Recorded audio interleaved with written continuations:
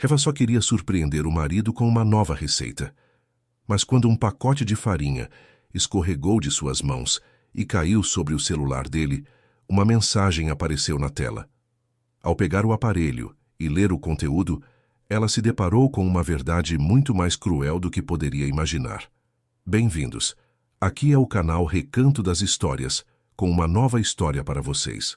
Antes de começarmos, escrevam nos comentários de onde estão nos assistindo. Ana, a senhora sabe que o doutor Geraldo não vai desistir. A voz da enfermeira-chefe Carla soava arrependida no telefone.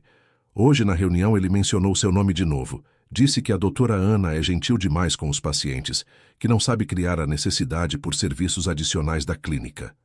Carla, vamos não falar sobre isso. Pelo menos hoje.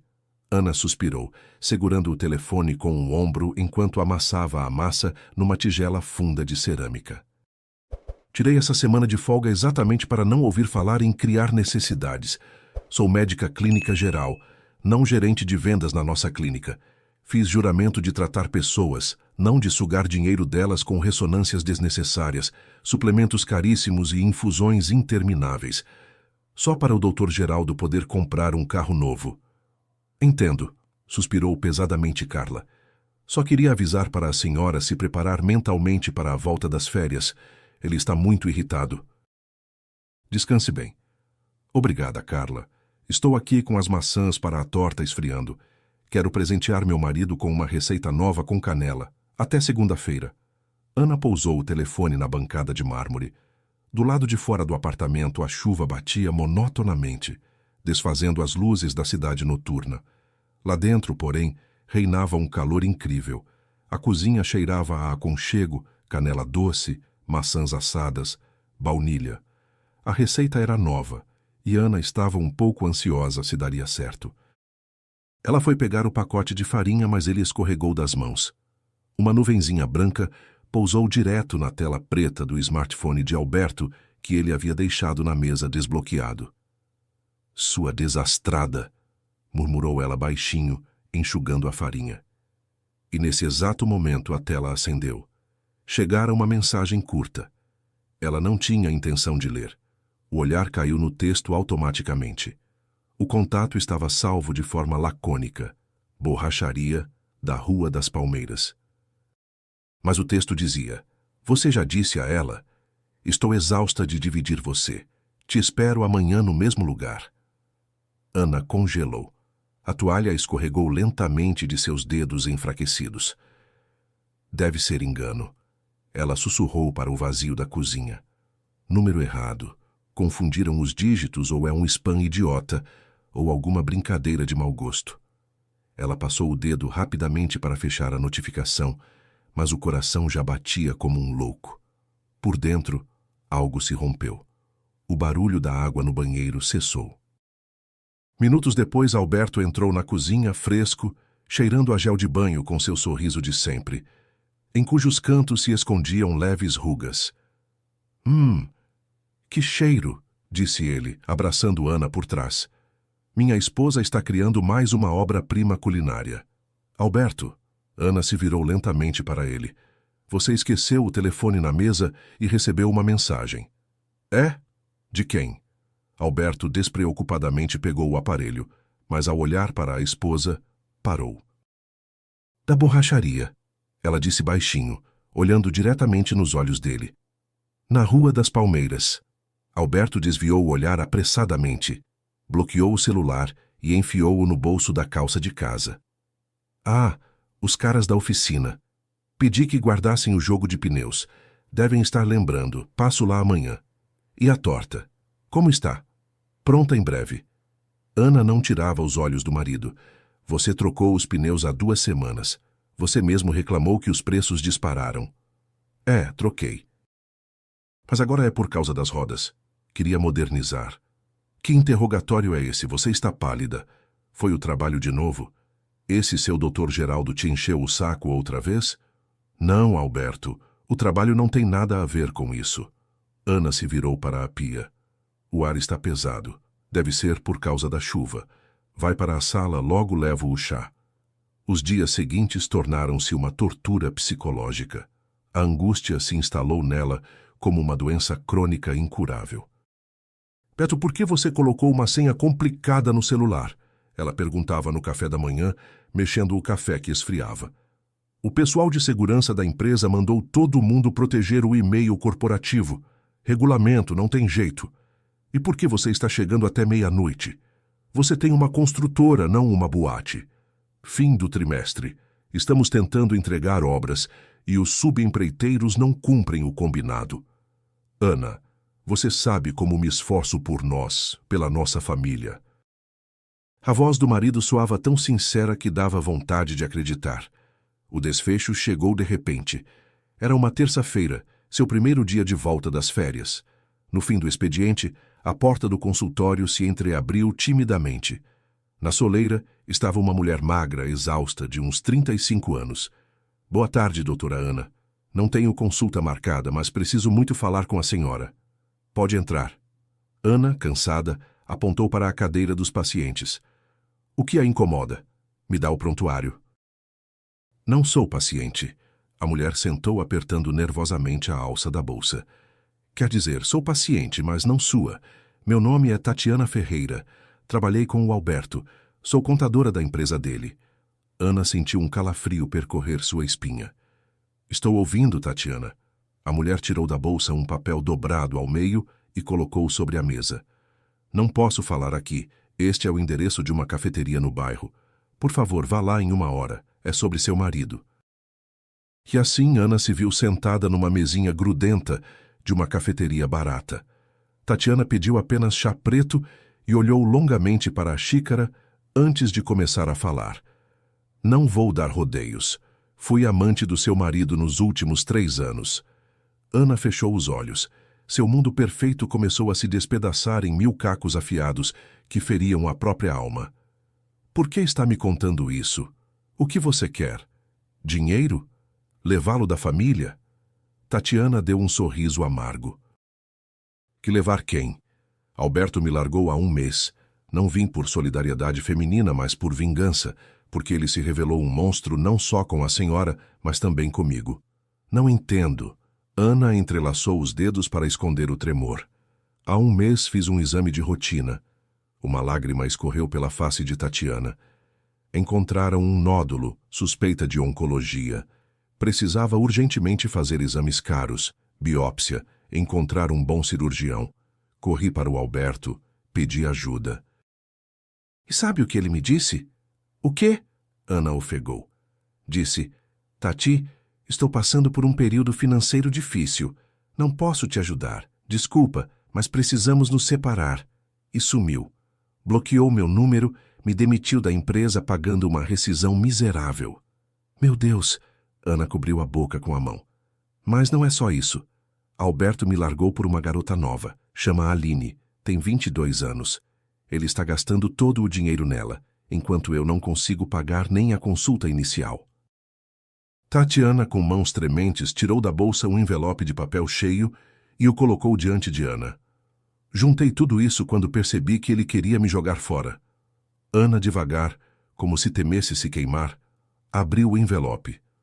Sobre a mesa caíram fotografias. Olhe, Tatiana as espalhava. Aqui ele saindo de um restaurante. Está vendo? E aqui ele a beija perto de uma joalheria. A senhora se lembra de quando ele deu a última joia a você? A ela ele comprou um colar com diamantes. Aqui estão os recibos. Sou contadora, tinha acesso às transações dele.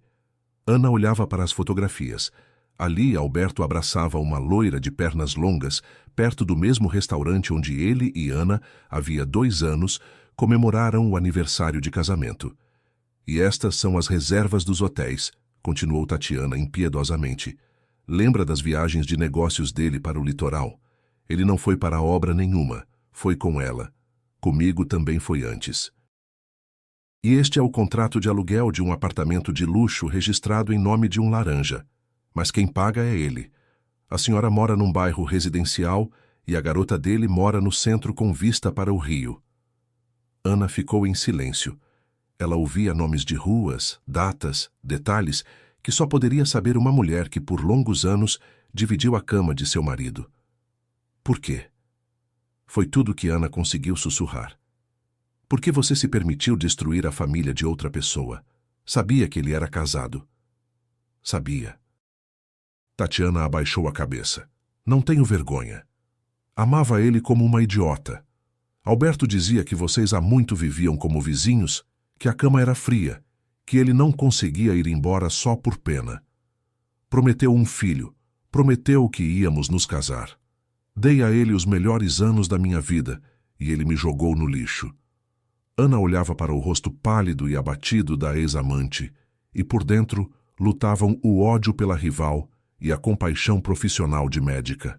A segunda venceu. Olha, Tatiana. Ana endireitou as costas. Você agiu de forma covarde, mas sou médica e não vou deixar alguém se apagar por causa da traição de um covarde. Tenho contatos no centro oncológico. Amanhã cedo você vai lá. Vou providenciar um exame completo com o especialista mais renomado pelo SUS. Vou te ajudar, mas o envelope fica comigo. A senhora é uma santa. Tatiana soluçou, escondendo o rosto nas mãos. Me perdoe se conseguir. Naquela mesma noite, o apartamento estava em silêncio absoluto. Alberto voltou tarde, assobiando uma melodia da moda. Ana, cheguei! Gritou do corredor, tirando os sapatos. Imagina que dia maluco! E ficou mudo ao entrar na sala. Ana estava sentada à cabeceira da grande mesa de jantar. Diante dela, como um sombrio jogo de paciência, estavam cuidadosamente dispostas as fotografias, os recibos e as impressões. Ela não chorava, não gritava. Seu rosto lembrava uma máscara. O que é isso? Alberto engoliu em seco, se aproximando. Os olhos percorreram a mesa ansiosamente. A reação passou por todos os estágios de uma negação miserável. Que papelada é essa? É a sua vida, disse Ana com voz uniforme, sem elevar o tom. Senta, precisamos conversar. Conversar sobre o quê? O marido tentou rir fazendo um gesto com a mão. Ana, que absurdo é esse? Quem te trouxe esse lixo? Mas isso é uma montagem. São maquinações de concorrentes. Meu negócio está indo bem e alguém claramente não gosta. Decidiram atacar pelo mais doloroso, pela nossa família. Montagem. Ana pegou o recibo da joalheria. Isso também é montagem? Compra de um colar. No dia 24 de março. Naquele dia você disse que estava atrasado na obra porque um cano estourou. Interessante onde? Foi um presente corporativo para um parceiro. Ana, você está ficando paranoica. É esse seu Dr. Geraldo te deixando louca no trabalho. Você está vendo conspirações em tudo. Chega de drama. Falei com a Tatiana. O nome da amante agiu como um golpe de chicote. O marido empalideceu. Tudo engano, confusão mental. Ana, me escuta. Estou em crise de meia-idade. Trabalho estressante, credores pressionando, concorrentes no pescoço. Precisava de uma distração. Não estava procurando amor, juro. Só queria provar a mim mesmo que ainda sou capaz de algo. Ilusões de juventude. E a Tatiana? Ana deu um sorriso amargo. Ela mesma tem culpa. Ficou pegajosa. Ficava me enchendo a cabeça com cobrança de dinheiro, exclamou Alberto. E essa Aline não significa nada para mim. Amo só você. Você é minha esposa. Esposa, diz. Ana o olhava e não acreditava. Por dentro não havia raiva nem compaixão. Apenas um nojo gelado. Vou resolver tudo. Vou tirá-la da minha vida. Quer que eu coloque o carro no seu nome? Quer acesso a todas as minhas contas? Por favor, não vá embora. Hannah olhava para os ombros curvados e o rosto distorcido pelo medo do marido. Naquele momento, o marido deixou de ser para ela uma autoridade, um homem, um protetor. Ela compreendeu algo terrível. O homem que havia amado por 15 anos nunca existira. Era apenas um estranho covarde e egoísta, pronto a comprar o perdão com carros e contas bancárias. Alberto, não se humilhe mais ainda.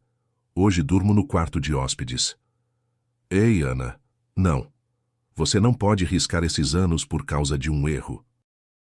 3 anos com uma e em paralelo com outra, saiba lá, não é bem um erro.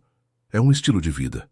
Alberto ficou parado por mais um tempo e depois saiu do apartamento sob o pretexto de uma convocação urgente ao trabalho. Poucas horas depois, quando a casa se encheu de solidão, Ana resolveu organizar os documentos. Precisava dos papéis do apartamento para um possível divórcio, sobre o qual, é claro, ainda não pretendia falar.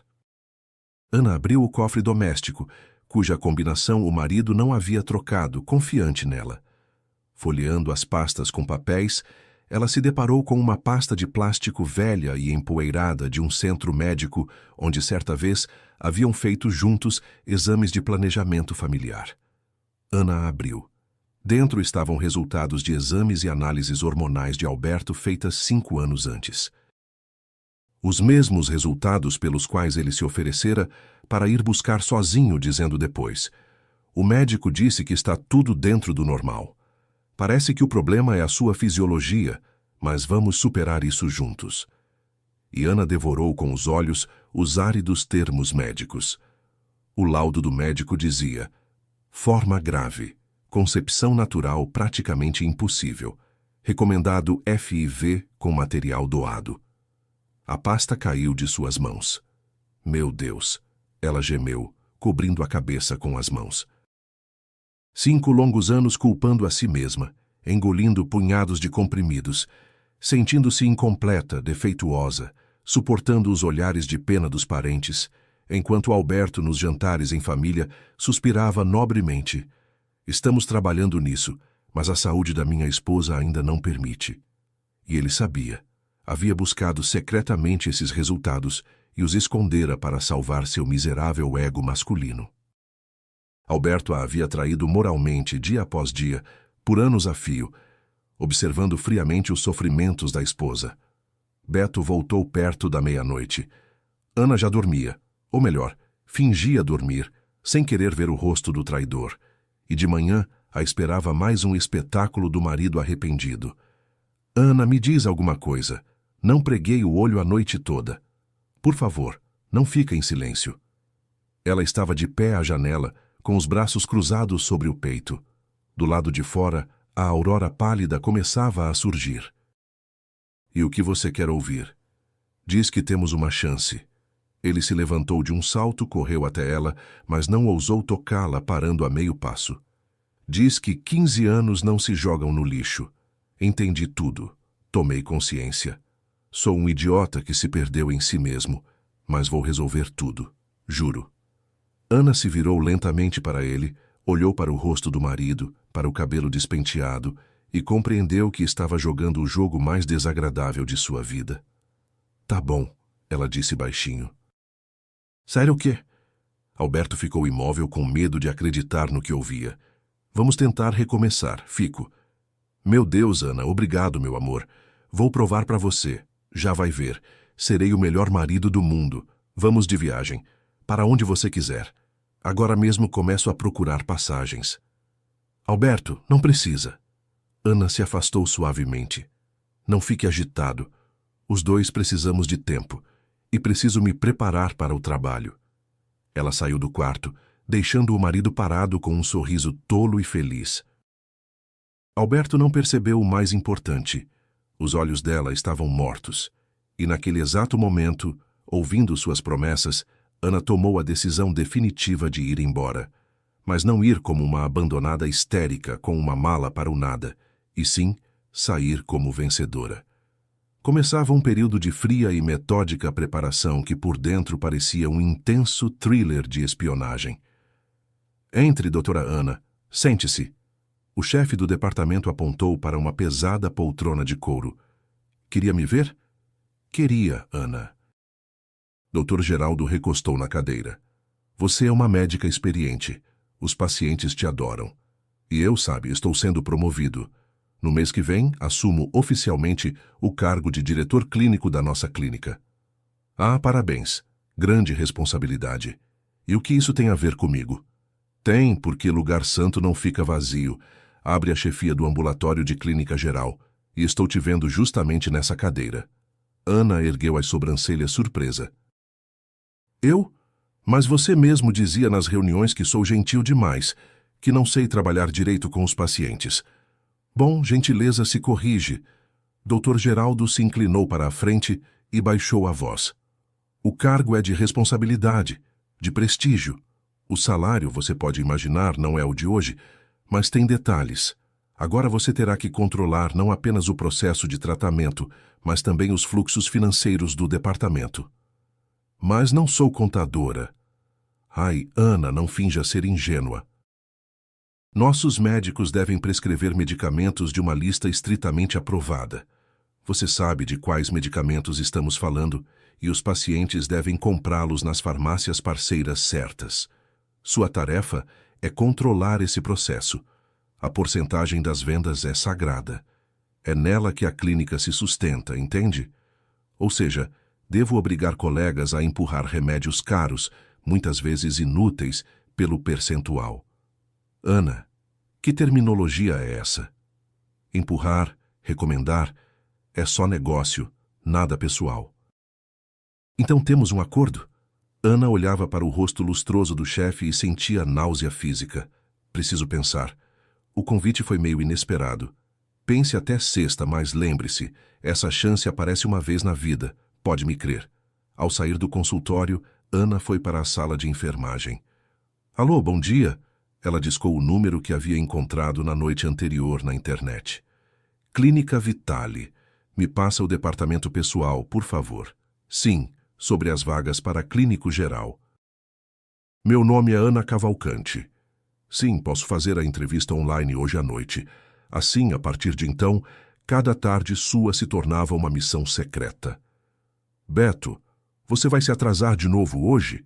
Ela perguntou ao telefone, parada no meio da sala, com uma caixa vazia nas mãos. Sim, meu amor, desculpa. A voz do marido soava incrivelmente animada e atenciosa. A reunião com os empreiteiros está se arrastando, mas pedi sushi para você. O motoboy chega logo. Beijo. Tá bom. Boa sorte na reunião. Ela desligou e imediatamente discou outro número. Alô, banco. Moça, bom dia. Aqui é Ana Cavalcante. Quero transferir mais uma parte dos recursos da minha conta poupança para a nova conta reserva. Sim, confirmo a operação. Ela abria os armários e, metódica, implacavelmente, separava as coisas. Os vestidos caros comprados por Alberto permaneciam nos cabides, enquanto seus pertences amados, os de valor pessoal, livros, documentos, roupas confortáveis, Ana colocava nas caixas. Cada mala embalada tornava-se para ela um ato de terapia. E chegou o dia em que todas as passagens estavam compradas e o apartamento aconchegante com pé direito alto estava alugado e pago. Restavam exatamente 4 dias. Carla, entregue no departamento pessoal. Ana pousou uma folha branca sobre a mesa da enfermeira-chefe. Ana, o que é isso? Carla empalideceu, percorrendo o texto com os olhos. Carta de demissão a pedido próprio? E a chefia do ambulatório? Estou indo embora para sempre. Entregue, por favor. Não havia passado nem meia hora quando pelo corredor soou uma voz irritada. Doutora Ana, urgente no meu consultório. Ana entrou para o Dr. Geraldo com a cabeça erguida. Que circo é esse? O chefe jogou a carta sobre a mesa. O que você inventou? Que demissão? Temos um contrato. Pelo contrato tenho o direito de pedir demissão pagando a multa rescisória. E já a transferi para a conta da clínica. Ela respondeu com calma. E para onde você vai?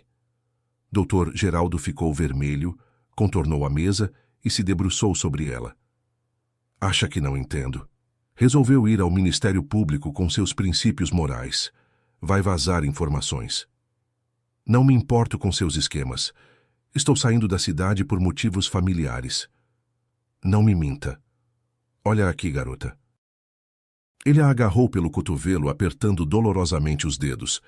Se você abrir a boca para alguém, você vai se arrepender. Vou te destruir. Tire as mãos. Ana arrancou o cotovelo. Você não me intimida. Nem você, nem seus contatos. Até logo. Ela se virou e saiu batendo a porta com força. Dr. Geraldo, respirando pesadamente, agarrou o celular. Renato, aqui é o Geraldo. Sim, tem um problema. A Ana está pedindo demissão agora mesmo. Ela sabe demais sobre os nossos negócios com as farmácias. Preciso que o registro dela vire pó. Como assim? Ela é limpa como lágrima de criança. Acha erros nos prontuários dela, inventa reclamações de pacientes, liga para todas as clínicas num raio de 500 quilômetros e diz que ela está sendo investigada. Destrua a reputação profissional dela para que nenhuma clínica a deixe entrar. Chegou o último dia antes da partida. Amanhã, Ana deveria desaparecer da vida de Alberto para sempre. Ela foi a um grande shopping comprar uma mala de viagem espaçosa. A atendente tagarelava atenciosamente. Posso mostrar essa mala preta de perto? Muito prática, rodinhas reforçadas. Os homens costumam levar em viagens de negócios. Sim, por favor. Ana assentiu distraída.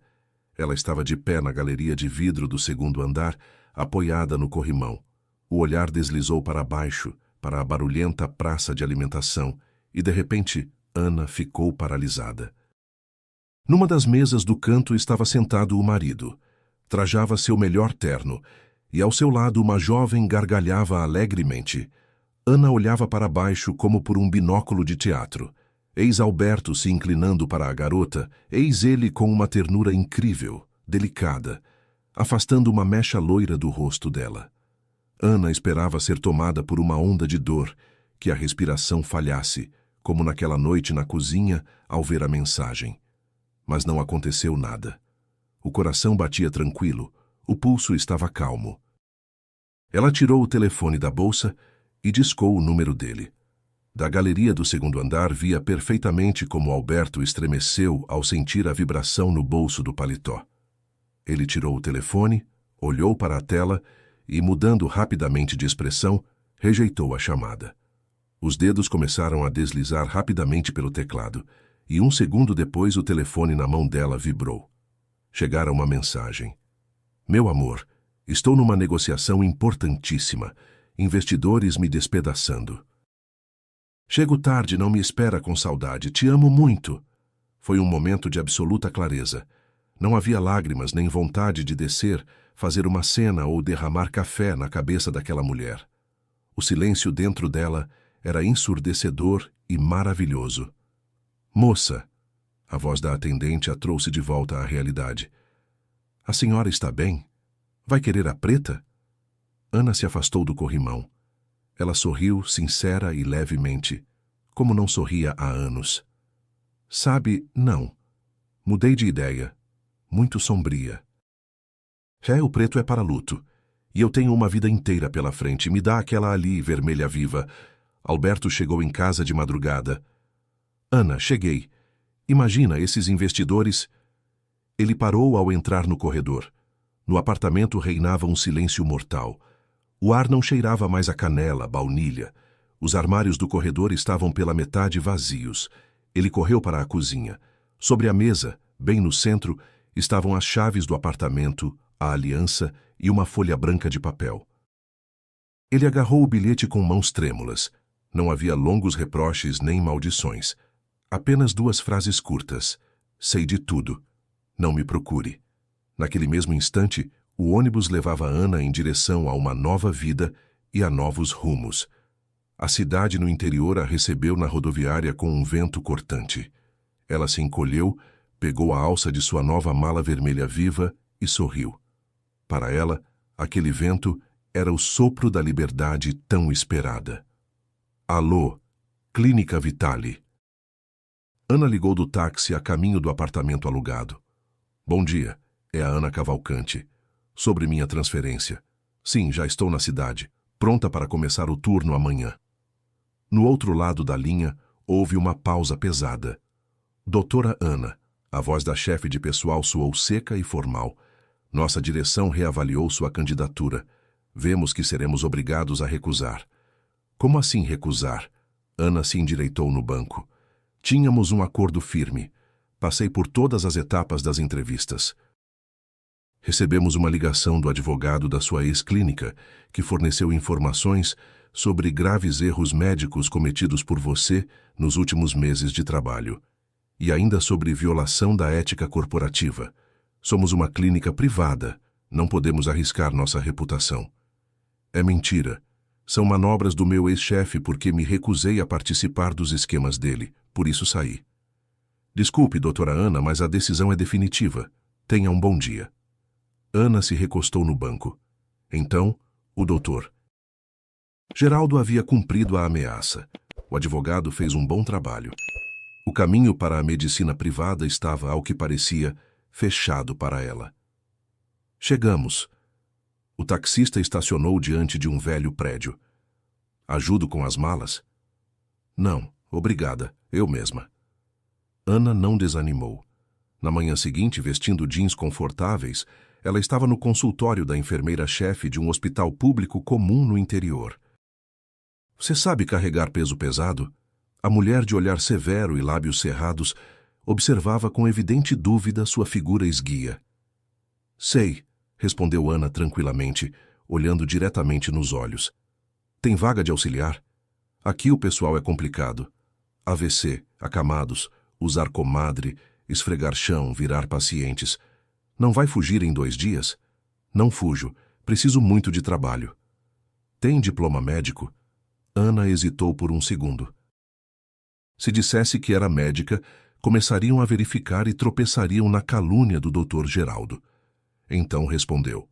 Não, só o ensino médio. Tá bom, suspirou a enfermeira-chefe. Tá faltando gente demais. Pega o balde, o esfregão no depósito e vai para a 3ª ala. 2 enfermarias precisam de limpeza funda depois das altas, sem questionamento. Aqui não é resort. Ninguém vai te dar mordomia. Entendi. Obrigada. Não a receberam com bondade. As outras auxiliares, mulheres marcadas pela vida, olhavam para as mãos bem cuidadas e as costas eretas dela com desconfiança mal disfarçada.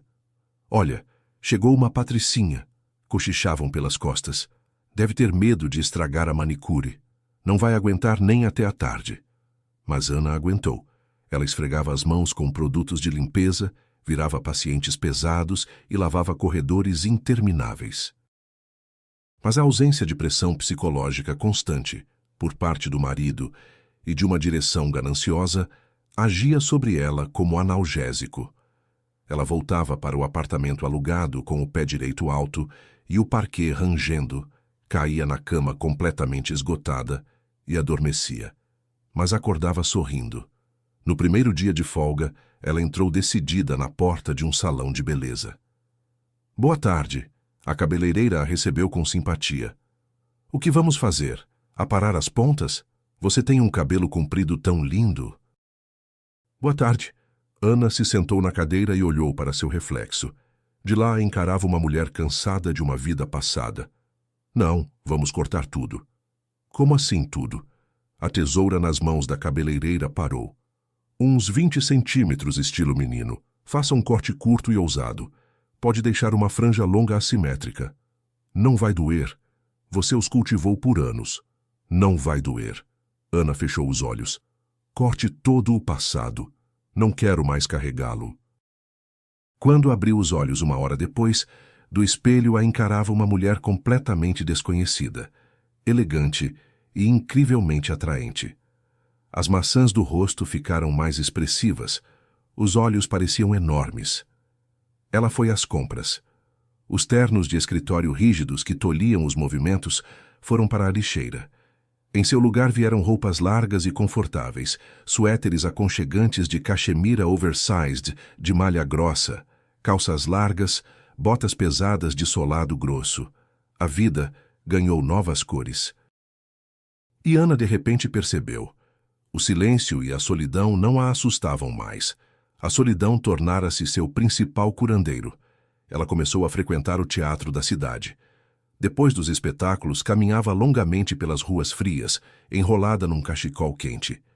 Descobria pequenas cafeterias escondidas em ruelas, longe do movimento, onde ficava sentada à janela por horas com um livro, tomando um café encorpado. Certo dia entrou numa antiquária e viu na vitrine uma câmera fotográfica analógica antiga e surrada. Quanto custa? Perguntou ao vendedor idoso. Ah, bagatela para essa óptica. Funciona como reloginho. Ana a comprou, lembrando como na época da faculdade adorava fotografar tudo ao redor, até Alberto dizer que era um desperdício de tempo e dinheiro. Ela começou a fotografar a cidade. transeuntes carrancudos, portas antigas, reflexos do sol na água. Pela primeira vez em 15 anos, ela acordava e se perguntava: o que eu quero, não o que é necessário para mim e Alberto. Ela alcançou uma confiança serena, madura e profunda em si mesma. Enquanto isso, o marido vivia um colapso absoluto. As primeiras 2 semanas após a partida dela, ele ficou num estado de euforia vingativa. "Vai lá!" gritava no apartamento vazio. "Sou um cara livre, tenho uma amante jovem. Dinheiro? Tenho tudo o que preciso." Mudou Aline para seu apartamento. Mas a festa acabou rápido demais. Aline não sabia fazer tortas de canela e também não sabia ouvir seus problemas no trabalho. Ela só sabia exigir novas bolsas, viagens, dinheiro para mais uma doença de familiar. "Beto, por que você é tão chato?" Ela resmungava sentada no sofá com o telefone. "A gente não vai a lugar nenhum. Quero ir para a balada."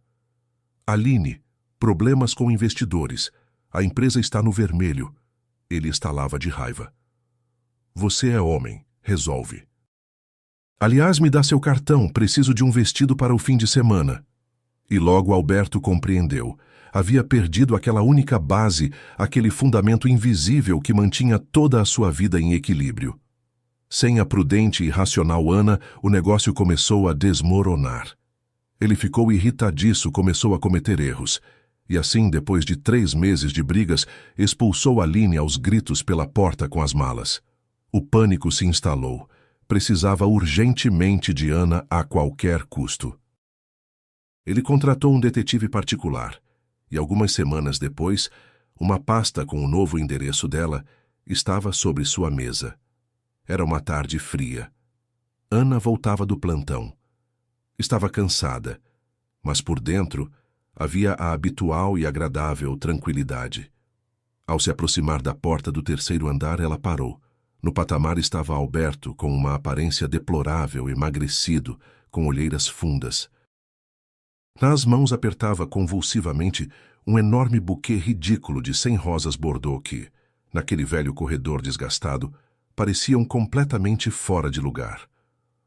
"Ana!" ele exclamou, dando um passo em sua direção. Seus olhos percorriam avidamente o novo corte de cabelo, as roupas largas. Parecia não reconhecer a mulher diante dele. "Você mudou tanto?" "Olá, Alberto. Como você me encontrou?" Sua voz estava calma. Nela não tremelou uma só nota. "Isso não importa, Ana. O importante é que vim te buscar." Ele tentou lhe oferecer as rosas, mas ela não levantou as mãos. O buquê ficou suspenso entre eles, sem lugar. "Me escuta, te imploro. Entendi tudo. Alberto, fala mais baixo, por favor. Vai acordar os vizinhos." "Que me importam os vizinhos? Ana, vou mandar a Aline embora. Preciso só de você. Estou sufocando sem você. Minha vida está desmoronando completamente." "Sinto muito." Ela respondeu, educada como a um passageiro casual no ônibus, e tirou as chaves do bolso do casaco.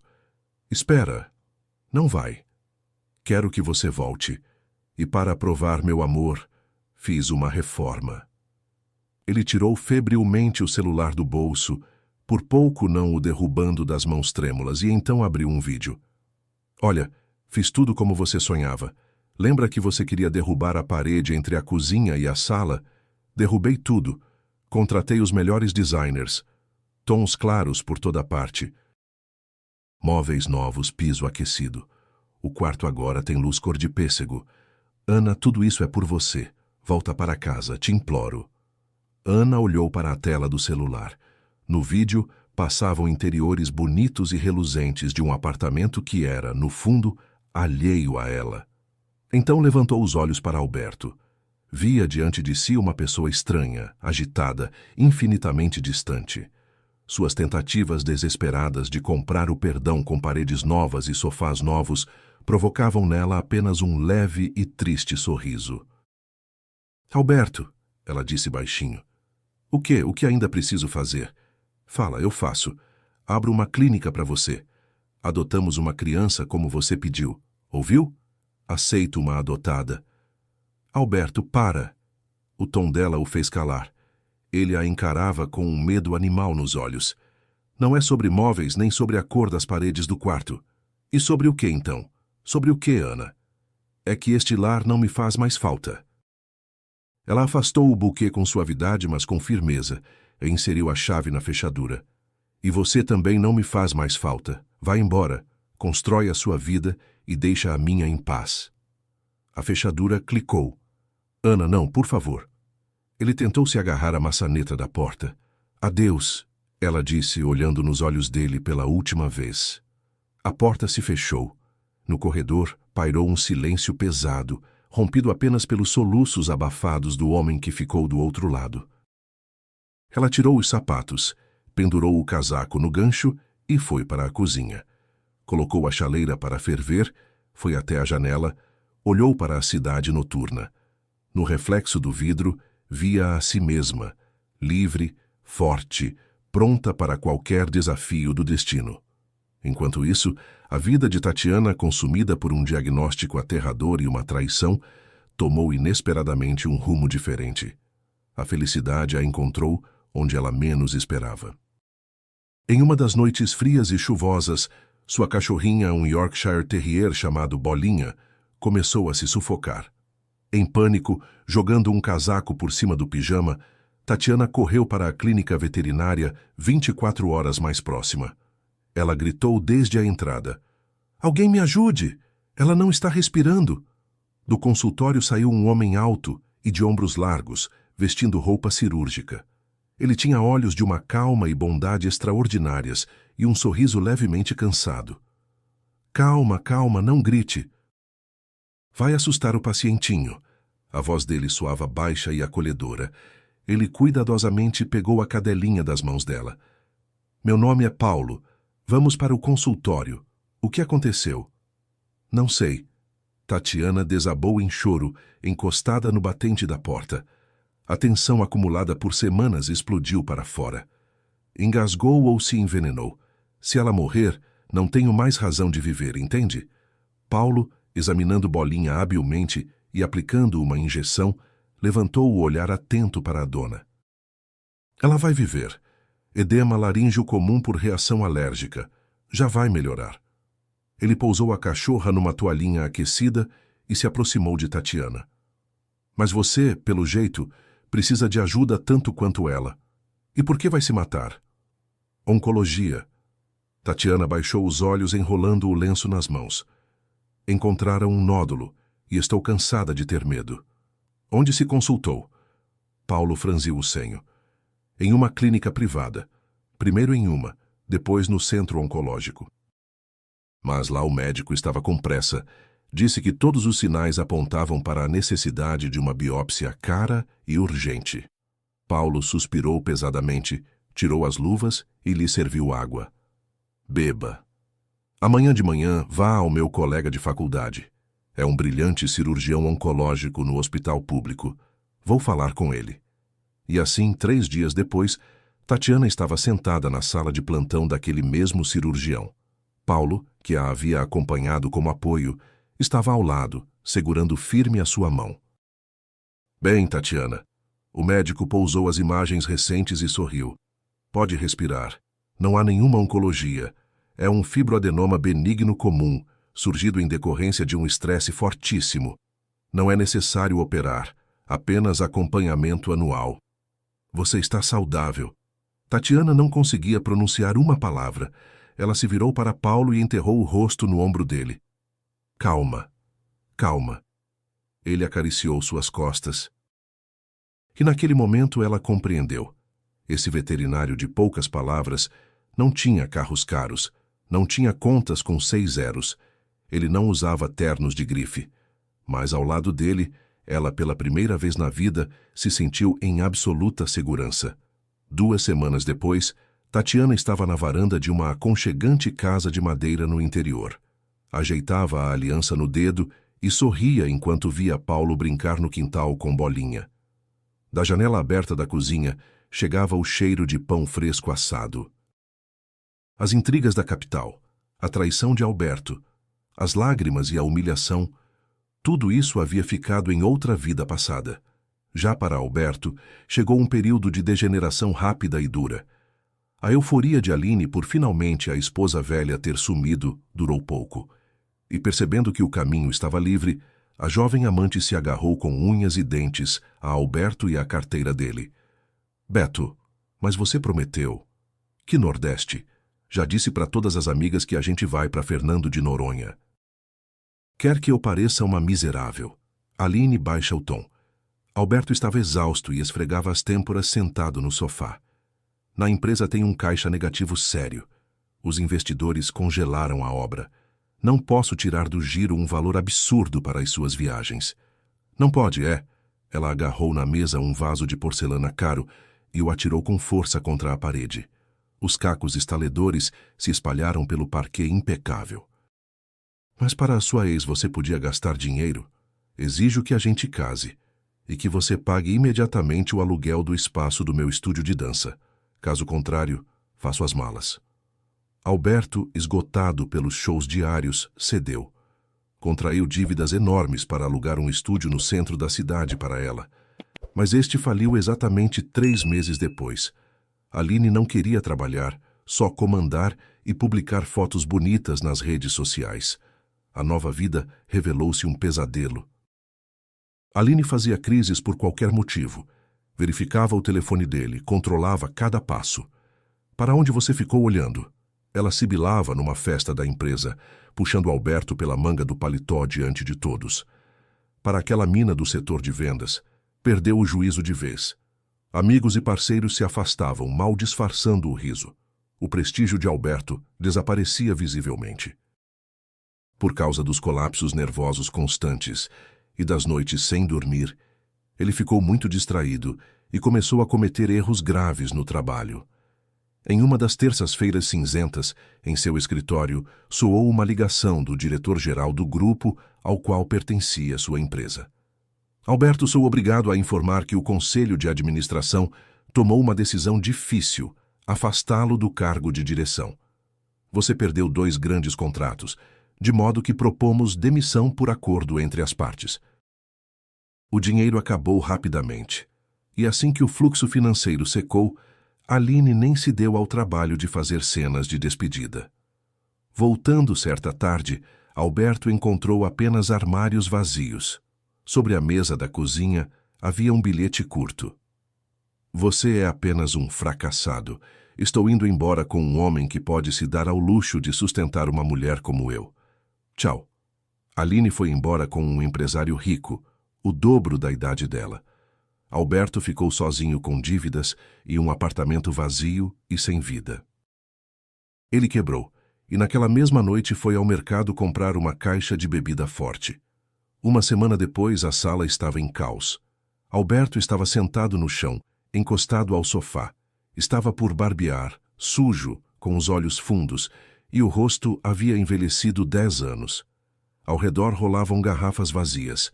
Com os dedos trêmulos, ele apertava o telefone, gravando mais uma mensagem de áudio para Ana. Querida, ele murmurava com a voz embargada. Ana, meu amor, me tira daqui. Fui idiota, só amo você. Você é a minha luz, a minha vida. Mas todas as mensagens iam para o vazio do número bloqueado. Desde a mudança de Ana, haviam se passado 2 meses e meio. Ela estava à sua maneira sinceramente feliz. A liberdade, como ar fresco e gelado, enchia completamente seus pulmões.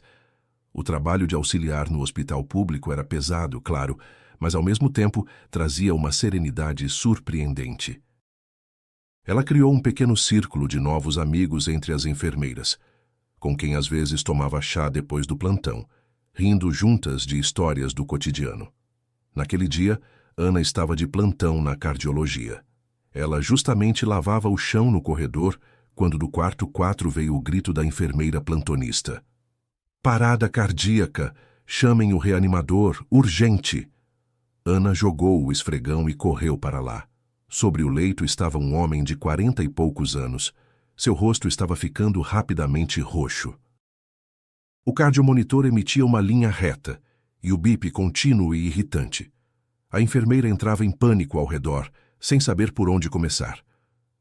De lado, Ana ordenou com autoridade, e a enfermeira recuou. Ela começou a fazer massagem cardíaca, colocando todo o seu peso nas compressões. Prepara a adrenalina, um cubinho, rápido, gritava ela sem interromper a reanimação. Desfibrilador pronto? Carga 200. Descarga. O corpo do homem se arqueou. Mais uma vez. Carga 200. Descarga. Na tela do monitor a linha tremeu. Apareceu um dente tímido, mas nítido, de ritmo sinusal. O homem inspirou convulsivamente e, naquele momento, na enfermaria, entrou correndo o chefe do departamento, um médico idoso com bigode grisalho.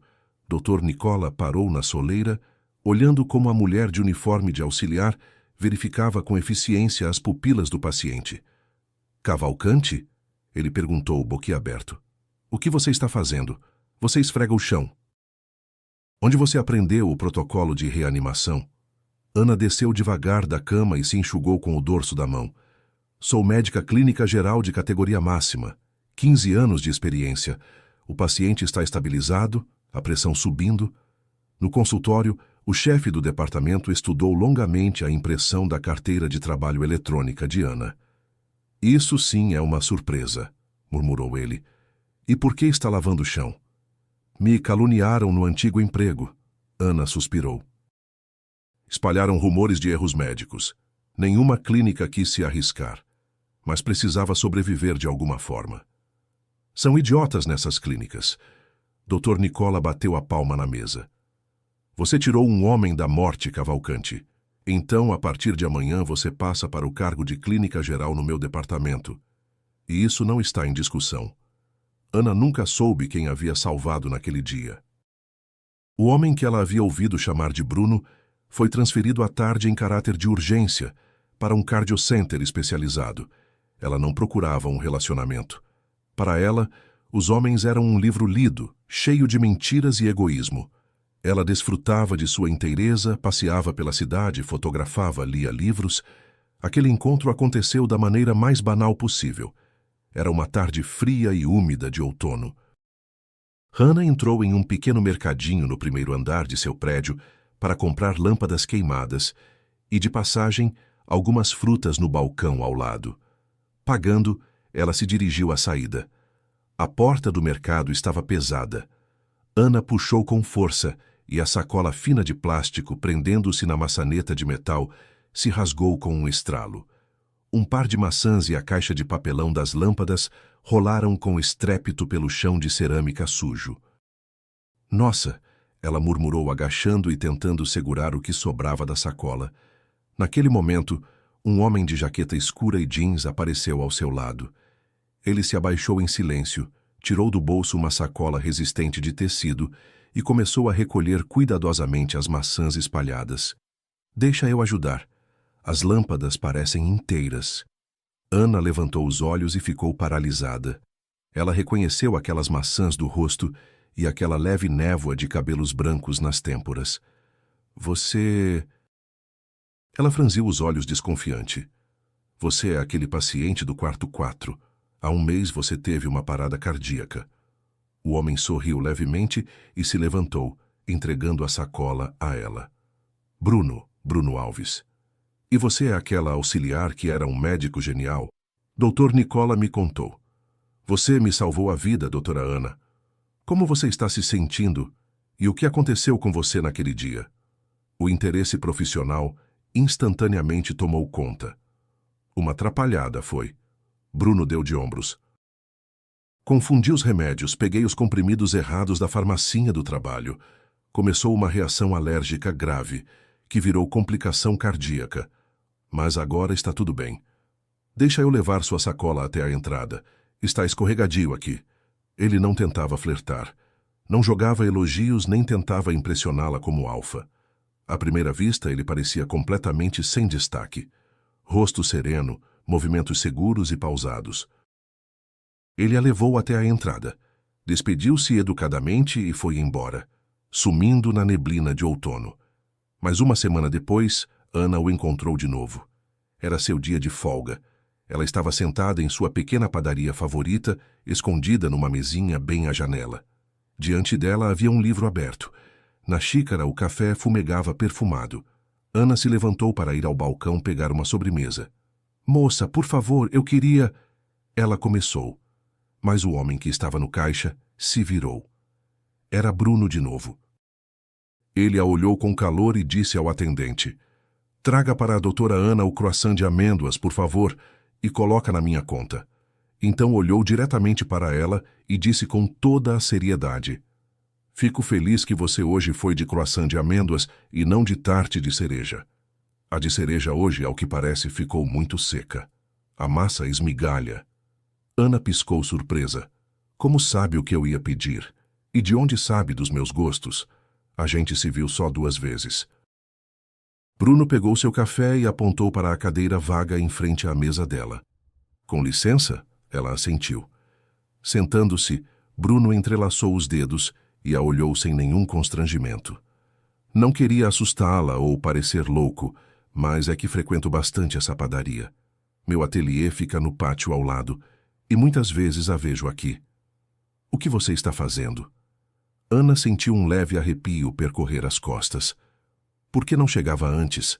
Porque via que você precisava de silêncio, ele respondeu. Parece que decorei seus hábitos. Por exemplo, que você sempre senta nessa janela e range os olhos de um jeito engraçado quando lê sem óculos. Não me atrevia a chegar, com medo de perturbar sua paz.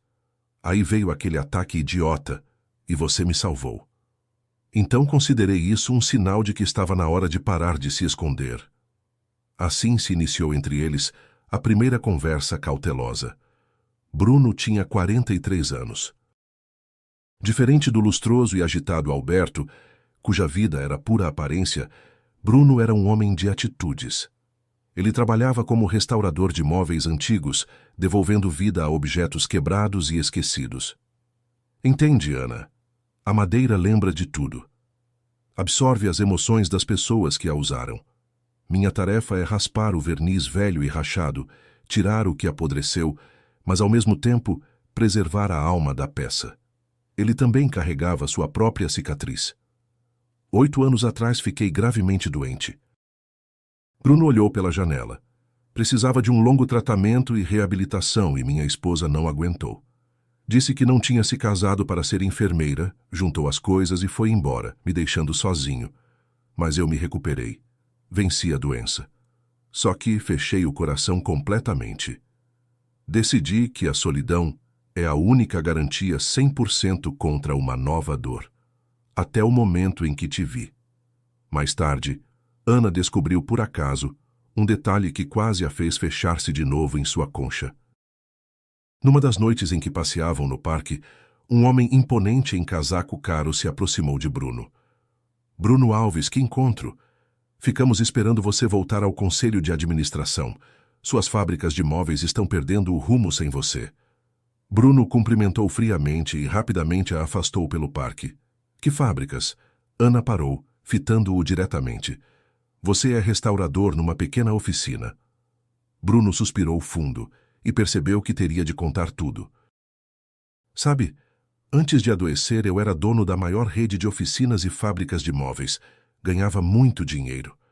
Mas quando fiquei de cama, vi o verdadeiro rosto das pessoas ao meu redor. Esposa, amigos, todos eles giravam ao redor de mim só pelo dinheiro. Depois do divórcio e do tratamento, conscientemente vendi a maior parte do negócio. Abri mão da vida anterior, ficando apenas com uma pequena oficina para a alma e um apartamento simples.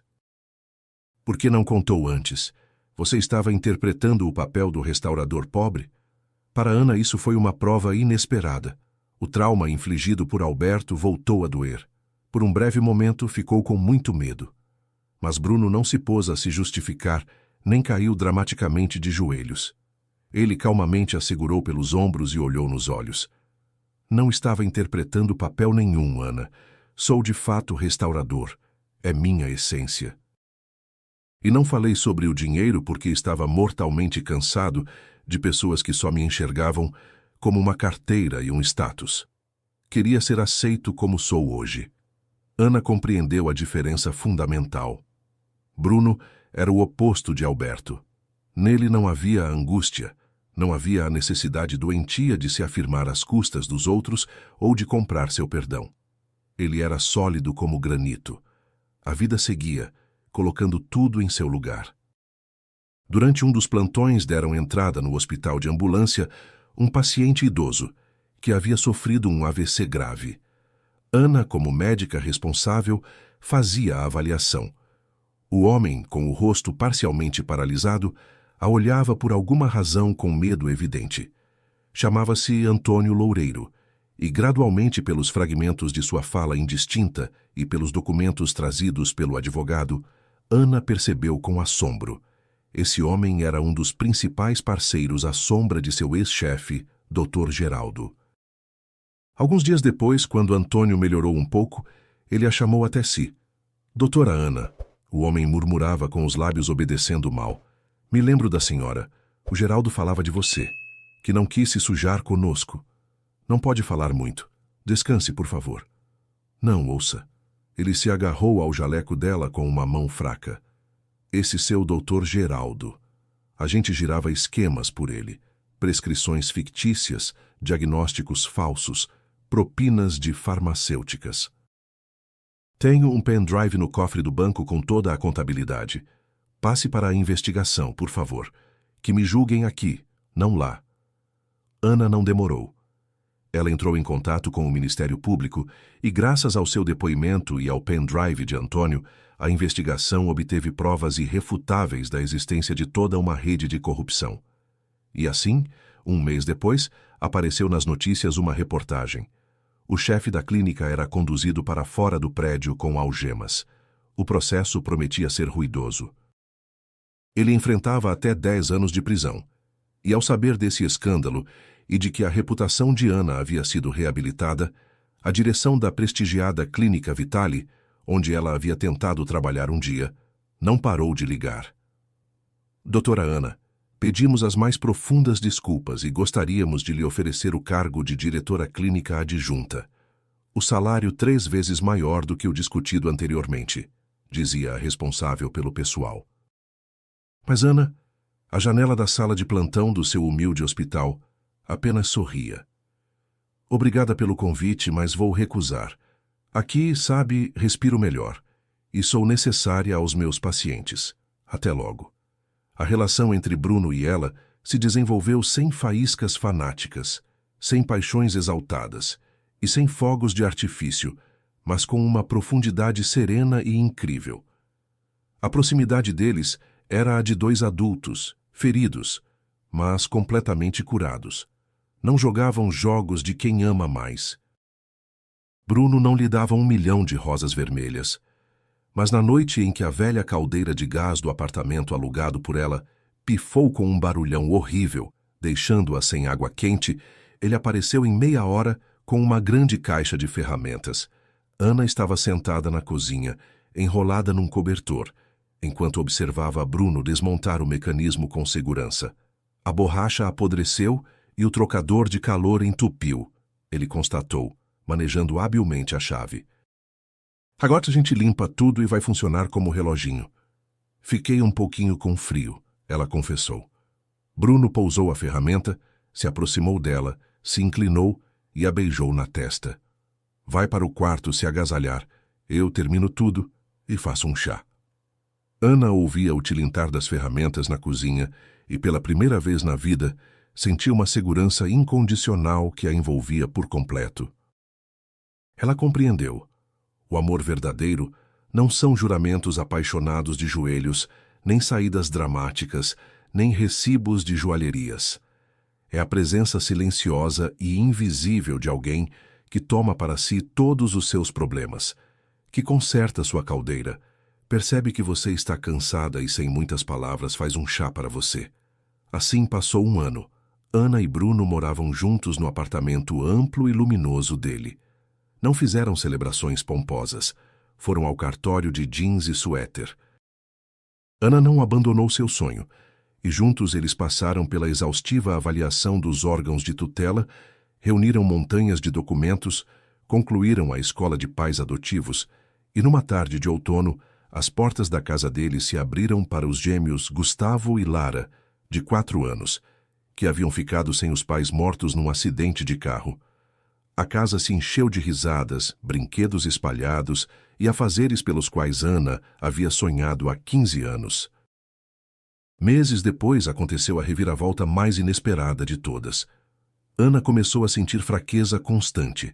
Atribuindo tudo ao cansaço do trabalho e dos cuidados com as crianças, ela, mesmo assim, resolveu fazer exames. À noite, Bruno a encontrou no quarto. Ana estava sentada na beira da cama, olhando para um pequeno bastão plástico branco nas mãos, enquanto lágrimas silenciosas corriam pelo seu rosto. Ana, aconteceu alguma coisa? Alguém adoeceu? Bruno correu até ela, ajoelhando-se e olhando para o rosto dela. Ela, em silêncio, lhe estendeu o teste. 2 listras vermelhas, brilhantes e nítidas. Bruno, isso é impossível. Me disseram que era infertilidade. Tanto tempo, isso é simplesmente um milagre. Bruno ficou imóvel, alternando o olhar entre o teste e o rosto dela, e então a estreitou contra si com força, enterrando o rosto nos cabelos dela. Você é o milagre principal. Mas a mudança mais importante aconteceu dentro dela mesma. Numa vida passada com Alberto, uma criança havia sido para ela uma boia salva-vidas, o símbolo de uma vida não realizada, uma tentativa de justificar a própria existência e tampar o sentimento de inferioridade. Mas agora, sentada nos braços do homem que amava, ela compreendia. A felicidade havia chegado a ela muito antes dessa notícia. Ela havia se tornado inteira, forte e verdadeira já quando embalou a mala colorida, quando aprendeu a viver para si, e não por medo de ficar sozinha. De modo que a criança agora não era uma salvação, mas uma continuação natural de um amor imenso. O tempo passou e do lado de fora caíam finas garoas de uma noite de inverno, cobrindo a cidade com frescor e silêncio. Ana estava de pé à janela panorâmica grande. Nos braços dormia docemente a pequena Aninha, de 3 meses. Mamãe, mamãe, olha que castelo! Soou a voz vibrante de Gustavo. Ela se virou. No meio da sala, no tapete macio, estava sentado Bruno, Lara pendurada no seu ombro, e Gustavo colocava o último bloco sobre um enorme castelo de madeira que o pai havia serrado para eles no ateliê. Bruno ergueu os olhos e se encontrou com o dela. Então sorriu, só com os cantos dos lábios, e Ana, apertando contra si a filhinha aquecida, voltou a olhar para a chuva fina que caía lá fora. Pela primeira vez em muitos e muitos anos dentro dela, não havia nem angústia nem medo, nem necessidade de merecer o amor de alguém. Havia apenas uma paz profunda e inabalável e a certeza da felicidade deles. Obrigado por terem escutado esta história. Se gostaram, deixem seu like. Para vocês é um gesto simples, mas para nós faz toda a diferença.